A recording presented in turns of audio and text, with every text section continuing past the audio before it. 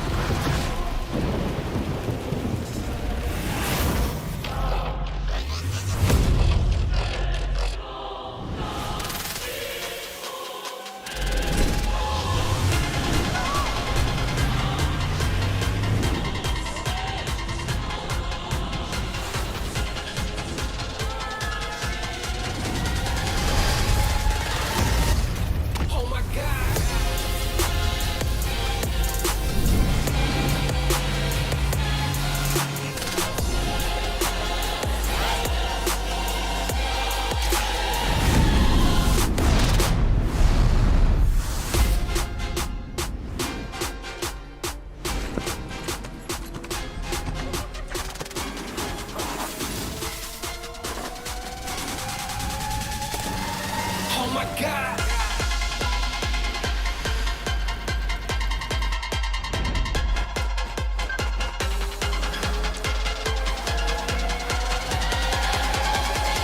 Oh my God, I'm a beast.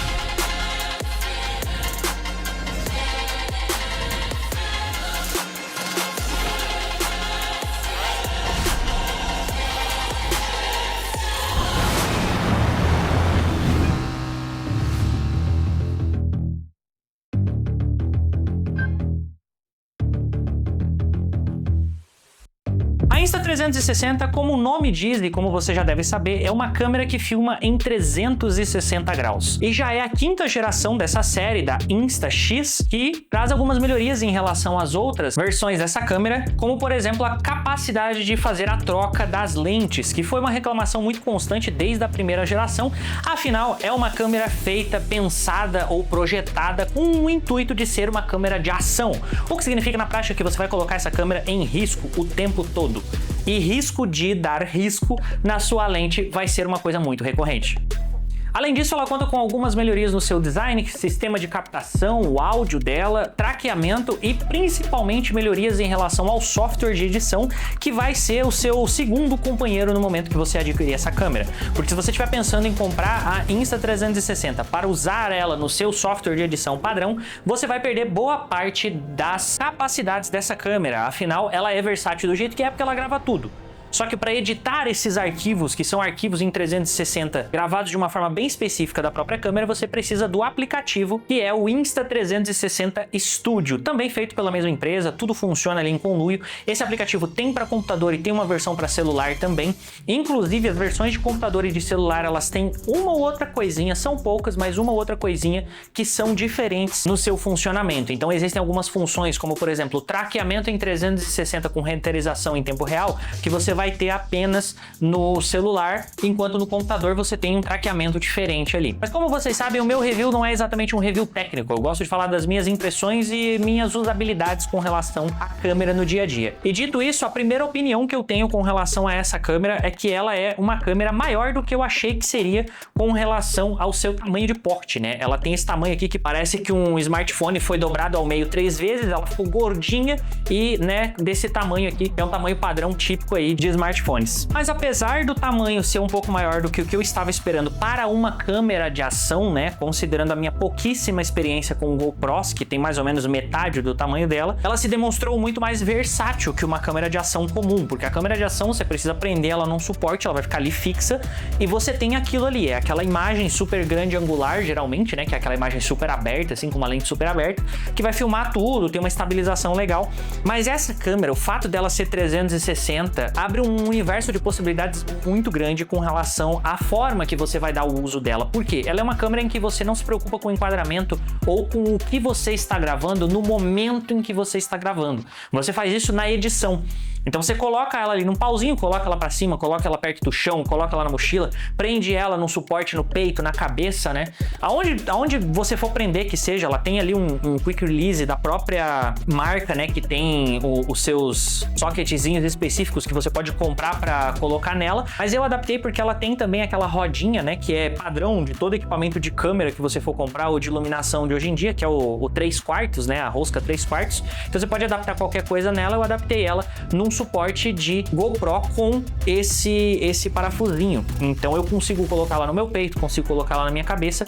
Ela é bem mais pesada que a GoPro, não vou mentir. Ela é uma câmera que tem vidro, né? Tem algumas coisas no corpo dela que fazem ela ser realmente mais pesada que a GoPro. Então, por exemplo, para colocar na cabeça, se você pensar que você tem um elástico que tá aqui atrás e não tem nenhum contrapeso, depois de um tempinho ela começa a marcar a testa, fica bem pesada e tal. No peito não tem tanto esse problema, mas tem a questão do fato dela ser altinha, assim, faz com que ela dê bastante wobble, né? Essa vibração aqui, mesmo que você coloque no modo single camera, você vai perceber essa questão da vibração quando você prender ela no peito ou na cabeça, porque ela fica presa pela parte de baixo e é uma câmera, como eu mencionei, que ela é mais altinha, né? Ela é maior, mais compridinha, mas não foi uma coisa que chegou a me incomodar ao ponto de eu não usar ela, né? Claro, eu não vou usar por longos períodos de tempo, mas ali às vezes você quer fazer um POV ou alguma cena mais específica usando ela nesses pontos, por exemplo, você vai conseguir numa boa. Além disso, o fato dela ter essa rosquinha e o Quick Release, que por mais que eu não tenha comprado as peças, é interessante que tenha na própria câmera, facilita a questão de montar ela em acessórios de outras câmeras, colocar num braço articulado e prender numa iluminação, alguma coisa do tipo, para fazer outro ângulo aí de uma mesma gravação e etc. E essa questão da versatilidade eu acho que é o ponto mais forte dessa câmera, porque quando a gente tá se filmando, a questão da versatilidade é uma coisa que sempre vem a calhar, né? Porque se você tem uma câmera que você vai se filmar e você quer, por exemplo, fazer um vídeo da câmera que você está filmando, você precisa de uma outra câmera. Isso implica em você se preocupar com enquadramento, exposição e tudo mais dessa outra câmera. A não ser que você seja o tipo que coloca tudo no automático da câmera secundária e foca na visão cinematográfica só da câmera principal, o que não tem nada de errado, mas ainda assim te dá um certo trabalho de escolher o ângulo, de movimentar e tudo mais. Já essa daqui, você enfia num pauzinho ali, você pode colocar ela em cima da sua câmera, você pode adaptar um bracinho articulado para colocar no braço da sua iluminação, por exemplo, colocar um tripézinho igual eu tenho costume, como esse aqui, por exemplo, rosquear nela, né, e usar como se fosse uma câmera de selfie, porque como ela filma em 360, você não precisa estar muito longe, né, o ângulo dela é realmente mais aberto do que se pode ser, e você também pode colocar ela na mesa de qualquer jeito, porque não importa se ela tá para frente, se ela tá pro lado, você vai conseguir enquadrar tudo isso na pós. Essa é a maior vantagem dessa câmera, mas eu tenho que dizer que também é a maior desvantagem dela, porque eu, por exemplo, eu edito tudo no DaVinci, eu pego os arquivos da minha câmera, pego os arquivos do meu celular, tudo que eu tenho e jogo no DaVinci. Quando ela tá no modo single camera, né, tem um modo que você escolhe aqui que ela não grava 360 com as duas câmeras, ela grava só com uma, ou a da frente ou a de trás, certo? E aí ela funciona como se fosse uma câmera normal, só que é uma lente ultra wide, uma lente bem abertona, com um sensor quadradinho que você pode escolher se você quer gravar na horizontal ou na vertical sem ter que virar a câmera. O que eu digo é que quando você grava com uma câmera só, você tem um arquivo em MP4 normal, ou em 9, né? Pra você editar, que você pode jogar no DaVinci e editar normal. Mas toda vez que você for usar a versão 360, como eu disse antes lá no começo, ela gera um arquivo que é muito específico dessa câmera. Então ela só vai poder ser editada no software dela, que é o Insta360 Studio. E é um pouco chato, você ter que ficar editando o arquivo da câmera num software para daí exportar ele e aí jogar no outro software para continuar a sua edição, justamente por conta dessa questão de ter os arquivos do cartão da outra câmera e tudo mais. Eu queria que tivesse, e por enquanto só existe uma forma de fazer isso que eu vou falar mais na frente, mas, né, eu queria muito que tivesse uma forma nativa de editar, por exemplo, os arquivos dessa câmera no Premiere ou no DaVinci, né, nos editores comuns. Só que não existe essa possibilidade. Se você jogar o arquivo lá, ele não reconhece, ele não abre. E se você fizer uma gambiarra que é possível de fazer usando o plugin que foi feito ali, montado por outras pessoas, primeiro vai dar um baita trabalho para fazer funcionar. Segundo, a experiência de usuário é péssima. Você tem que fazer as alterações ali dos parâmetros tudo manualmente, não tem a facilidade que tem no Insta360 Studio. E você ainda perde as funções de estabilização, filtro ND e outros controles e parâmetros que você tem da câmera dentro do software específico dela. Então eu acho que é uma coisa que pesa bem negativamente se você é do tipo que não gosta de ficar trabalhando em mais de um programa de uma vez, se isso atrapalha o seu workflow. Essa câmera talvez não seja a melhor das opções, justamente por ter essa necessidade de você ter que trabalhar ali com o software específico dela para depois jogar os arquivos no seu software de edição específico. E aí assim, né, tem também a questão da qualidade de imagem. Todo mundo que vai falar dessa câmera pra você, todo review, assim, a maioria dos reviews que você for olhar na internet vai falar, nossa, a qualidade dessa câmera é incrível, né, a imagem dela é incrível e tudo mais. Só que isso tem que ser levado em consideração que a gente está analisando a imagem dessa câmera como a imagem de uma câmera 360, não comparando com uma DSLR ou mesmo com a câmera do seu celular. E de fato, para uma 360, a imagem dessa câmera está entre as melhores do mercado, talvez aí perdendo para uma ou outra que tem um custo que é tão alto que não compensa a questão do custo-benefício no quesito de qualidade que você recebe pelo que você paga, certo? Mas assim, pelo preço que ela tá, ela entrega realmente uma qualidade muito boa em 360 para imagens que você vai fazer grande angular. Agora, se o seu objetivo é comprar essa câmera para ela ser uma câmera versátil, mas também para usar os takes dela usando zoom, ou seja, usando uma lente mais fechada, por exemplo, gravando uma só das lentes dela e dando um mini crop, ou usando isso para mostrar detalhes, aí você vai sentir falta e vai ver que na verdade ela não é tão boa assim na sua qualidade de imagem e também pudera, né? O sensor desse negócio aqui é do tamanho de um grãozinho de feijão, não tem nem como entrar muita luz ali, não tem como ter tanta nitidez assim. Só que essa câmera não foi uma câmera pensada para ser feito esse tipo de imagem, ela é uma câmera realmente para você usar no pauzinho e pegar o ambiente, pegar o espaço, ela é para ser uma grande angular, vamos dizer assim, no seu espectro de imagens geradas e não uma câmera com lente fechada, uma câmera mais cropada ali e tudo mais. E aí, esse é um ponto que tem que ser levado em consideração, porque se você estiver comprando ela como sua câmera principal, e se o seu intuito é fazer vlogs, mais coisas assim, e não tanto esses takes criativos que, né, você vai ter trabalho ali de editar depois, justamente porque ela tem essa imagem 360, talvez seja melhor, ao invés de você considerar uma Insta360, você considerar comprar uma DJI Osmo Pocket no lugar dessa câmera, porque o sensor da Osmo Pocket vai ser maior e ainda você tem de bônus um gimbal ali que pode te permitir, no caso de você fazer uma imagem mais próxima ou fazer uma movimentação ali, uma estabilização interessante também. E se você for olhar, ela tem bastante versatilidade também. A única questão que a Osmo Pocket não vai te dar, que essa câmera vai te dar, é a questão dos takes criativos, que são takes que você enfia a câmera no pauzinho ali, enfia ela em lugares que a Osmo Pocket muitas vezes não entraria, ou se for entrar, você vai precisar estar controlando no aplicativo para o gimbal ficar certinho, né? Porque ela tem uma lente só, ela é uma câmera normal. E também a questão do software dela, que no caso da Osmo Pocket você tem os arquivos normais de vídeo, como se fosse gravando em single lens. No caso dessa daqui você tem a questão do 360 que te permite fazer os vídeos diferentes, tipo aqueles que você tá no Tiny World ou coisa do tipo. Ditas essas observações, para quem que eu recomendaria a Insta360?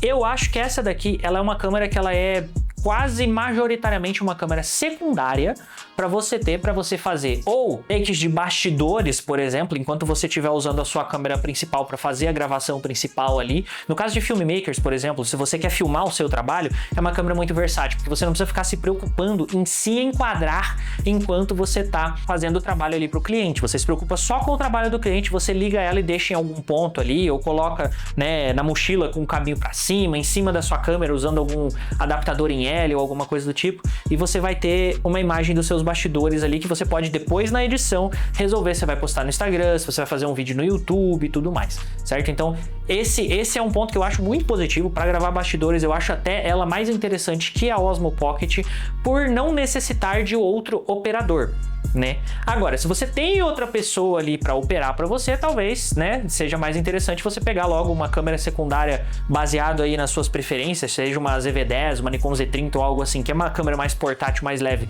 para os bastidores, ou até mesmo uma Osmo Pocket, justamente por ter toda essa quality of life, de ser prática, de já ter o gimbal, de ter uma qualidade de imagem que já é legal, né? A única questão realmente é que outra pessoa tem que ficar ali controlando para você ter uma imagem decente. Além de bastidores, eu também recomendaria essa câmera caso você seja o tipo de pessoa que gosta de fazer takes muito diferentes, enfiar a câmera na geladeira, num buraco, numa caixa ou alguma coisa do tipo, porque ela é uma câmera que, apesar de ser um pouquinho maior que uma GoPro, ela é bem versátil no quesito de posicionamento, né? Ela é pequena ainda, é uma câmera que você consegue enfiar nos lugares, mas nesse ponto eu só tenho que atentar que essas lentes, por mais que elas sejam resistentes e esteja anunciado em tudo que é canto que elas não riscam com facilidade, elas ainda riscam. E para você trocar um kit desse daqui, no momento que eu tô gravando esse vídeo, o kit com duas lentes tá custando cerca de R$500 para comprar no Mercado Livre e demora tipo um mês para chegar. Então se você estiver precisando da câmera, por exemplo, você pode correr o risco aí de perder a sua câmera. Essa daqui mesmo foi derrubada no chão de uma altura aí de uma mesa pequena, sabe aquelas mesas de chão? Ela caiu, rolou assim e caiu, porque derrubaram ela ali. E nessa queda ela caiu com a lente direto pro chão, que é o ponto de gravidade dessa câmera, né? Não tem qualquer posição que ela vá cair que ela não tombe com uma lente para baixo. E aí a lente riscou. Aí foi um transtorno, eu tive que comprar outra, né? E até chegar, todo vídeo que eu fui gravar com essa câmera ficou com um risco ali aparecendo na tela naquele ponto específico onde a lente estava riscada. Então eu adianto para você que, se você é essa pessoa dos criativos, talvez você goste dessa câmera por toda essa versatilidade, mas ao mesmo tempo você deve cuidar, porque por ser uma câmera 360 e ter lente dos dois lados, é bem possível que ela caia ou que ela risque. Então é interessante que você já compre ela pensando em um kit de lentes extras para ter ali guardadinho, até porque a gente não sabe até quando vão ser os estoques de lentes para essa câmera, né? Vocês sabem muito bem como é que funciona esse tipo de coisa. Quando lança 2, 3 gerações, eles descontinuam e muitas vezes trocam o socket aqui e aí as lentes novas já não prestam para as câmeras antigas. Mas ainda assim, eu acho que vai ter uma longa durabilidade nesse quesito. Se você cuidar, como eu disse, é uma coisa muito específica, né? Essa questão do risco. Comigo aconteceu de uma forma muito específica, mas se você cuidar, você não vai ter problema. Fora que na embalagem mesmo ela já vem com algumas proteções que, se você coloca, já facilitam bastante a questão da durabilidade, porque, né, se você usa ela no estojinho, coloca sempre as borrachinhas, não corre risco da câmera estar parada ali, alguém esbarrar ou alguma coisa do tipo e acabar riscando a sua 360. Dito isso, eu acho que a principal concorrente dessa câmera no quesito de câmera para uso no dia a dia não é uma outra câmera 360, mas sim a Osmo Pocket, por conta da faixa de preço semelhante e por conta do direcionamento semelhante, porque ambas as câmeras são meio que focadas em criadores de conteúdo, sabe? Você não vê, por mais que tenham profissionais que usam, o marketing da câmera em si parece ser voltado para a galera que quer fazer take criativo, que quer se gravar e tudo mais. E aí que eu coloco na balança o que é mais interessante para cada um, que, como eu falei, essa câmera tem a vantagem de ser 360, mas a desvantagem de que você precisa fazer um retrabalho na pós-produção.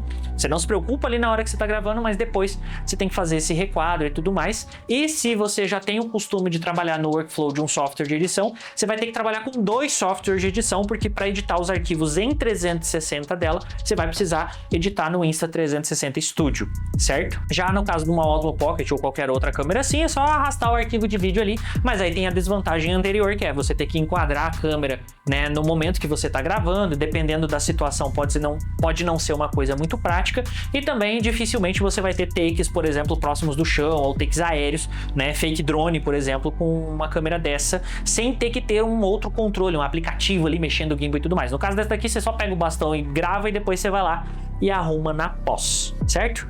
Agora falando de qualidade de imagem, né, que é uma questão também que eu mencionei anteriormente, que se você vai cropar a imagem, não é uma imagem muito legal, porque por mais que ela tenha muita resolução, é uma resolução que é distribuída em 360 graus. Quando você está gravando em um sensor só, ela é 5.7K na sua integralidade, mas quando você corta para vertical ou horizontal, ela fica um pouco inferior a 4K. Então não é uma resolução lá muito grande, e a gente está falando de uma resolução, assim, que pode até ser alta, mas é um sensor pequeno para captar luz na imagem. Então a imagem não é exatamente a mais nítida do planeta. E isso pode atrapalhar se você é do tipo enjoado, que tem, eu gosto de gravar em log para ter o maior controle e tal, não sei o que. Talvez esse tipo de coisa possa ser um pé no saco. Agora, se você é de boa, tipo, eu vou gravar no automático mesmo, coisa do tipo, beleza, vai fundo que a câmera vai te suprir super bem, inclusive para vlogar. E para vocês terem uma base do que eu tô falando, agora eu vou passar alguns takes aqui, eu vou pegar a minha 360 e vou gravar para vocês verem como a C5 se sai em alguns cenários. Aí você pode avaliar a imagem por você mesmo, lembrando que tem uma micro compressão aqui do próprio YouTube, então talvez você veja algum grãozinho ali que não necessariamente é da câmera, mas ele pode ser da câmera e tá sendo aumentado aí por conta da compressão do YouTube. Vamos lá. Muito bem, eu acabei de dar o REC aqui para facilitar a questão do áudio. Eu peguei o transmissor, eu tô usando o Holy Land Lark Max 2 para fazer a gravação do meu áudio, então tá ele aqui. Eu peguei o transmissorzinho de celular, coloquei no USB-C da Insta360, o que é uma vantagem, inclusive, esqueci de mencionar antes, mas é uma baita vantagem. Você pode usar qualquer microfone que tem USB-C, daqueles que funcionam em celular, na sua 360, é só colocar ali no rabicho dela. Só que a desvantagem de fazer isso é que ele fica aparecendo na sua imagem 360. Então eu vou rodar depois na edição e vocês vão ver que tem uma bolinha preta que fica flutuando aqui, ó. Dependendo do lugar que eu colocar a câmera, vocês vão ver. Essa bolinha preta que fica flutuando, ela tá bem aqui, ó. E aí, por conta dessa bolinha ficar flutuando aqui, parece que tem um negócio ali do nada. Mas dependendo do jeito que você enquadra a sua imagem, né? Quando você tá editando, você não vai ter esse problema. Outra questão é, depende de como você usa essa câmera, a imagem vai ficar desse jeito aqui, ó. Nesse momento, ela tá com as configurações originais que ela vem. Que são umas configurações legais, assim, são automáticas, né? Ela regula ali mais ou menos. Só que talvez você tenha alguns problemas de estourar algum brilho especular na pele, a questão de céu também, dependendo da situação. Ela tem um balanço que geralmente prioriza o céu, então vai estourar tudo o que tá abaixo pro escuro. Mas eu vou mostrar para vocês algumas outras configurações dessa câmera para vocês sacarem qual é o nível que eu posso chegar com relação à qualidade de imagem. Eu vou fazer isso aqui primeiro lá no estúdio, depois eu vou lá para fora. Vamos lá, a primeira coisa que eu fiz foi desligar o Adaptive Tone, né, que é um recurso da própria câmera que supostamente melhora a sua imagem. Ele aumenta o contraste de algumas áreas ali, diminuindo um pouco o tanto de saturação que as cores têm. Então talvez agora eu esteja com uma cor bem mais saturada, talvez eu vou estar mais laranja, né? Mas isso eu só vou conseguir ver na edição. Então me diz você aí que tá vendo o vídeo agora, né? Como é que tá aí pra você. Mas agora ela tá na configuração de 8K, 24 FPS, sem nenhum tipo de Adaptive Tone ou coisa assim ligada, certo? Vou mudar aqui.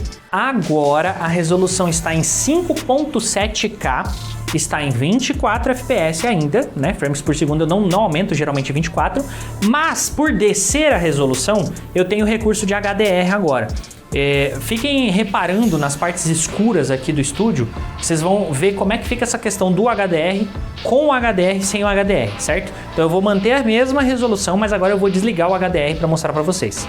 Agora com o HDR desligado, né? E o Adaptive Tone ainda ligado, certo? Então reparem nas áreas escuras aí, se vocês vão ver alguma diferença, e me avisa aqui nos comentários se para você faz sentido ligar o HDR nessa câmera ou não. Lembrando que eu estou numa resolução mais baixa, por mais que a resolução máxima dela seja 8K, no 8K eu não tenho acesso a esses recursos, então eu estou agora no 5.7K, que é onde ela libera a maior parte das funções dela, certo? Incluindo o modo noturno, que a gente vai falar já já. Uma coisa curiosa é que o Adaptive Tone só funciona se o HDR também estiver ligado. Se eu desligar o HDR, o Adaptive Tone não funciona em 5.7K de resolução. Mas eu ainda estou em 360, né? Então essa é a imagem que eu vou ter em 360. O que acontece quando eu uso o modo Single Lens dessa câmera? Agora eu estou no modo horizontal. Como vocês podem ver, é uma largura de imagem bem comprida, né? Você tem aí uma quantidade de visão justamente de uma grande angular, que foi o que eu mencionei para vocês. E só para vocês terem uma noção, eu vou me gravar agora com a FX para vocês verem a distância que eu tô da câmera. Eu tô com a câmera aqui nesse momento, esse é o ângulo que tem da minha imagem, eu tenho um palmo basicamente aqui de distância, ó. E esse é o tanto que a câmera me enxerga, né? Ali na outra câmera vocês vão ver a distância, que realmente é uma distância curta. Então a gente tem uma abertura muito grande de imagem aqui para poder trabalhar com vlog ou coisa do tipo. Agora eu mudei aqui o perfil de cor da câmera no geral para deixar o default, porque estava no perfil flat, né? E deixei tudo no automático.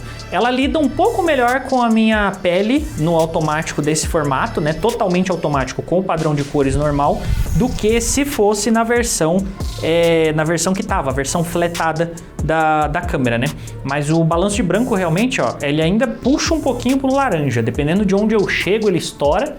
Né, ela não ajusta direito esse balanço rápido bastante, mas ainda assim é um resultado bem satisfatório, considerando que a câmera está no automático, está tendo que lidar com isso tudo aí, nesse corpinho minúsculo que ela tem. Veja só, agora eu estou em 8K novamente, vocês vão perceber que a imagem ficou diferente, tá no automático, mas está no 8K, certo? Eu vou desenrolar aqui o bastãozinho e esticar ele, ó. Esse é um ângulo do meu estúdio que eu jamais colocaria outra câmera para ter, ó. Vocês estão vendo aí a minha lâmpada, vocês estão me vendo de cima para baixo.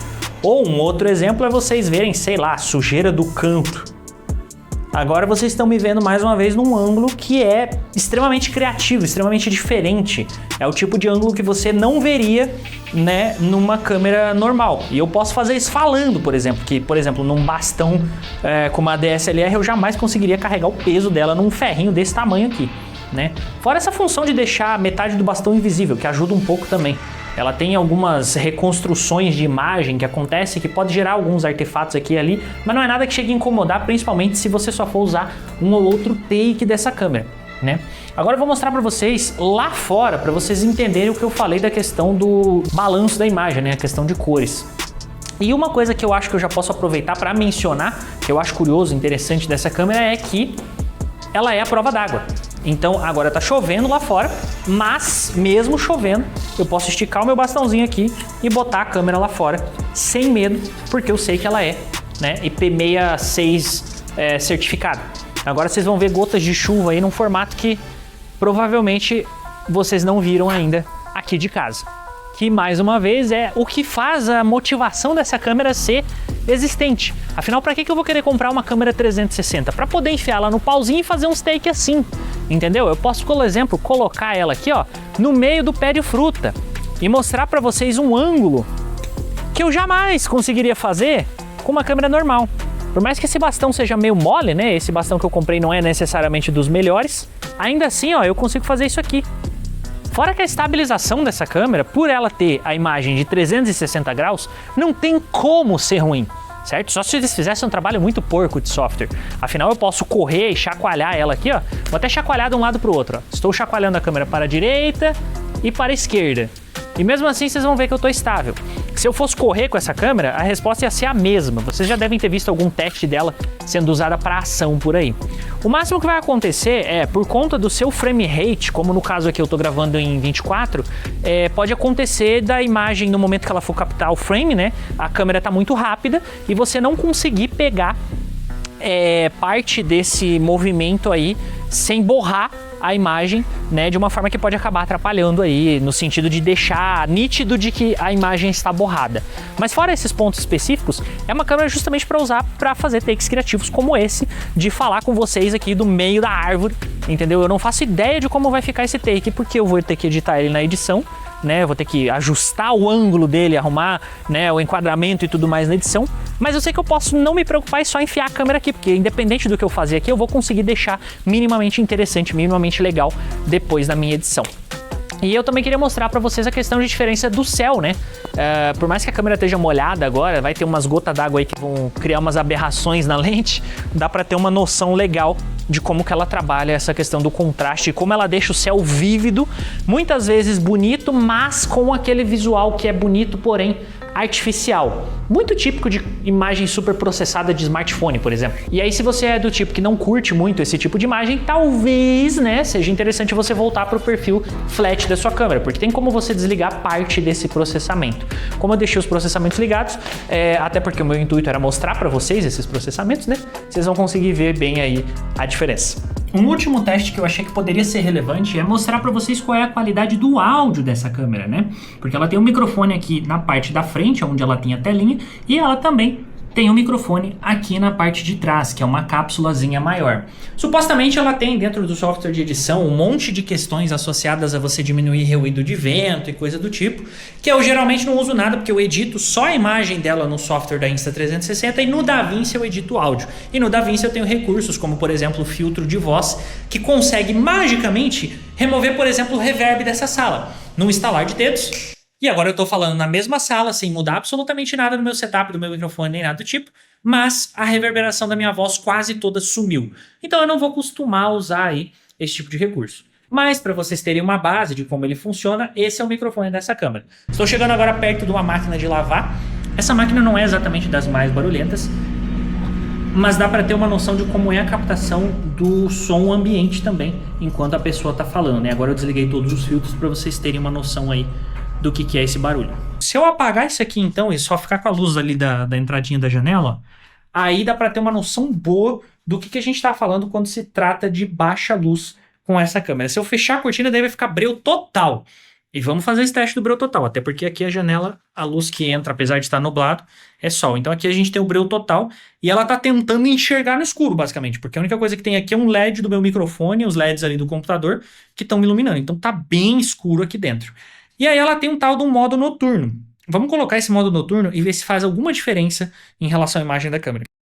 Vamos lá. Esse é o modo Pure Video. que é o modo noturno. Eu estou exatamente no mesmo lugar, o quarto está exatamente igual, mas vocês vão perceber que agora a imagem está um pouquinho mais clara, como se tivesse realmente mais de dia, né? Vocês podem ver que até o LED do meu computador aqui, os LEDs ficaram mais brilhantes e tudo mais. Então, é um modo que a câmera prioriza aí algumas questões na configuração dela para trabalhar com menos luz. Então, agora, por exemplo, aquele pequeno vão da janela que antes só dava para enxergar quando me iluminava ali, agora vocês vão ver que ele ilumina praticamente o quarto inteiro.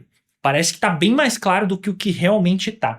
E a título de comparação, eu vou mais uma vez ligar aqui a FX, né? Na mesma configuração que ela estava quando eu estava fazendo aí o vídeo para vocês. Eu só vou ligar e dar REC. E aí vocês vão ter uma noção da diferença, né?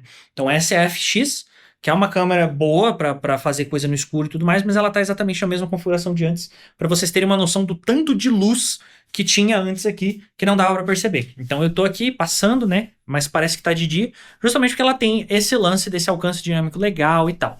A qualidade da imagem não é das melhores, mas é perfeitamente usável para mídias sociais, até para YouTube, vlog, essas coisas. Eu nunca usaria isso aqui num trabalho de cliente profissional, que realmente o cara tem que gravar uma cena à noite. Mas, cara, em comparação com o que estava no modo normal da câmera, isso aqui é excelente. Vamos ver como ele se comporta quando eu ligo uma das luzes aqui. Provavelmente vai estourar bastante, afinal a gente está falando agora, né, de uma gravação que é feita para ficar escura e eu tenho muita incidência de luz. E eu voltei a ficar laranja, né? Tô bem estourado, o que é curioso, né? Considerando que eu tô no modo de pouca luz, faz sentido, mas assim, ela me estoura tanto de um jeito quanto de outro, mas eu preciso de bem menos luz para iluminar minha cena. Agora vocês vão ver ali na FX que a minha luz tá igual estava antes, e essa é a qualidade da imagem da 360 com todas as luzes ligadas no modo noturno. Ficando na mesma posição, eu vou voltar para o modo normal para vocês verem a diferença. Cá estamos no modo normal. Vocês vão perceber que quando tem luz não dá tanta diferença, mas quando tá escuro, realmente do modo, né, normal para o modo baixa luz, o modo noturno dela, que ela chama de Pure Video, realmente dá uma diferença legal. Mas, de novo, não é a qualidade, nossa, que imagem top e tal. Uma qualidade usável, perfeitamente usável, principalmente se você for fazer uma imagem mais aberta, tá? Mas quando a gente está falando de fechar a imagem, a gente está falando, por exemplo, de vlog, igual eu tô fazendo aqui agora com a câmera na mão, né, pertinho, se eu quiser uma faixa só dessa imagem e não quiser dar muito zoom, né, eu quiser colocar ela no modo linear, eu vou ter uma perca de qualidade considerável em comparação, óbvio, com uma câmera que custa 2 vezes o valor dessa câmera, sem contar o valor da lente. Né? Mas aí também eu acho que não dá pra comparar. Esse ponto aqui eu acho também que é um lugar interessante de testar a luz, porque aqui, ó, no modo normal, eu tenho bastante sombra, né? Desse lado aqui, porque tem uma luz muito forte ali, então aqui eu tô com bastante sombra. Quando eu boto no modo Pure Video, ó, vocês vão ver que mesmo eu estando exatamente no mesmo lugar, ela tenta balancear melhor, deixando esse lado aqui um pouco menos escuro. Só que como ainda tem muita luz ali, ó, né? Ela ainda escurece. Esse modo Pure Video é um modo de compensação de luz. Fique com isso em mente quando você for gravar, para você não gravar todos os seus takes necessariamente no modo Pure Video. Agora sim, feito essas análises, qual é a minha conclusão final sobre essa câmera? É uma câmera 360 perfeitamente competente naquilo que ela se propõe, que é ser uma câmera criativa. Ser uma câmera que você vai enfiar nos lugares, que você vai fazer uns takes que você não pensa em fazer com a sua câmera normal e custando aí uma fração do preço que você gastaria numa câmera cara para você arriscar mais ela, justamente ser uma câmera de ação, colocar ela na roda de uma moto, na ponta de uma flecha e sabe lá Deus que outra loucura que você tem em mente aí de fazer, como já fizeram com essa câmera, e o lance dela é justamente fazer esses takes criativos em câmera lenta, né, e tudo mais. Ela tem os specs aí, você já deve ter visto os specs dela em algum lugar, mas eu tô colocando os specs dela aqui pra você ter uma noção do que você consegue gravar com essa câmera. Dá pra fazer foto também, mas assim, são fotos muito específicas, né, aquelas fotos de tiny world realmente, ou fotos de selfie com o bastão mais longe ali, sempre com o ângulo bem aberto, quando você quer mostrar paisagem, essas coisas, é maravilhoso.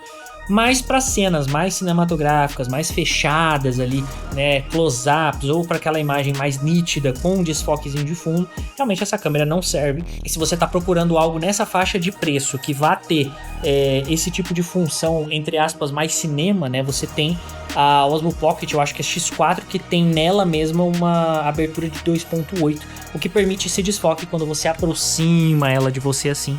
que é uma coisa que essa câmera Insta360 jamais vai te entregar, que a abertura dela é gigante, né? Ela é uma câmera que tá tudo em foco quase sempre, e é isso aí. O que ela se propõe a fazer é ser exatamente isso, e ela é muito competente no que se propõe, como eu já mencionei pra vocês. Se eu tiver te ajudado, não esqueça de se inscrever ou deixar um comentário aí falando que eu te ajudei, né? Se tiver alguma dúvida, inclusive, fique à vontade para deixar aí nos comentários que eu respondo assim que eu ver. E no mais, até o próximo vídeo.